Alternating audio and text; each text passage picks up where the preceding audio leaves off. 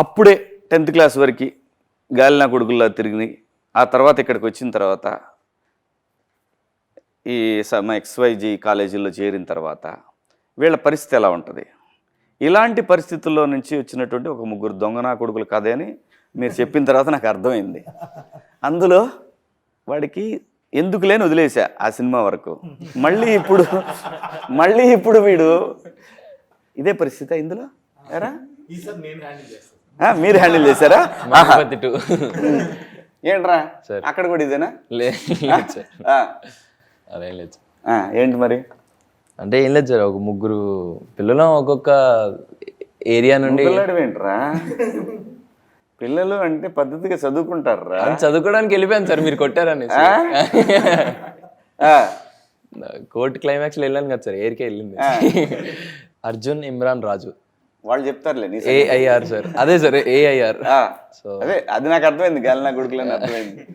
ఒక middle class ఫ్యామిలీలో నుండి వచ్చిన ఒక అర్జున్ లాంటి క్యారెక్టర్ సార్. అర్జున్ అనే ఒక క్యారెక్టర్ ఒక మిడిల్ క్లాస్ ఫ్యామిలీ నుండి వస్తాడు సార్. వీడి అంబిషన్ ఏంటంటే 10th క్లాస్ నుండి ఒక అమ్మాయిని ఇష్టపడతాడు. వీడికంటే ఒక క్రష్ ఉంటుంది అన్నమాట. మారవా సార్? నువ్వు మారవా, తన్నాల్సిందేనా నిన్ను? సో నాకంటే ఒక క్రష్ ఉంటుంది. ఈ మైండ్ సెట్ ఏంటంటే సార్, అంటే నా క్రష్ ఎక్కడ జాయిన్ అయితే, ఏ కాలేజ్లో జాయిన్ అయితే నేను అక్కడే జాయిన్ అవ్వాలనేసి. అమ్మాయి ఎక్కడ చేరితే అక్కడ చేరాలని. నీ దగ్గరానికి అమ్మాయి బాగా చదువుకునే దాంట్లో జాయిన్ అయింది. సో దాని తర్వాత జరిగే కాన్ఫ్లిక్ట్ నా క్యారెక్టర్ ఆర్క్ లో ఉంటుంది సార్. అవునురా, ఆటోలో వాడెవడో ఆటో డ్రైవర్ ఆడి పని ఆడు చేసుకుంటున్నాడు. ఆయన ఏంట్రా గోగుతున్నావు అన్నా? నువ్వు ఆటోనే కత్తోలేదు, ఇంతమంది ఇంటర్మీడియట్ అమ్మాయిలు ఎలా పడుతున్నారన్నా నీకు? అంటే సార్ యాక్చువల్లీ ఆ త్రూ అవుట్ సీన్ ఆటో వేద్దాం అనుకున్నావు నువ్వు కూడా?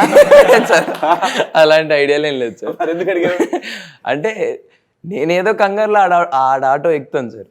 అతను ఆటో ఎక్కితే సడన్ గా ఉంటాయి కదా సార్. అంటే వైజాగ్ లో మనం చాలా చూసాను, అంటే నేను చూసాను సార్ పర్సనల్లీ. వైజాగ్ ఏంట్రా, ఈ ఆంధ్రప్రదేశ్ తెలంగాణ జిల్లాల్లో ఏ టౌన్ లో పట్టినా, షేర్ ఆటోలో పట్టితే ఎవడ పట్టినా ఇదే కథ ఉంటుందిరా.